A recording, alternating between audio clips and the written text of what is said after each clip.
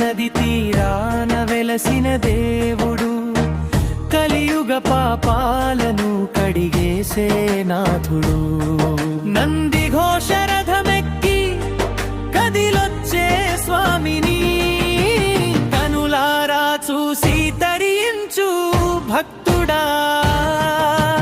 కనులారా చూసి తరించు జగన్నాథ స్వామి.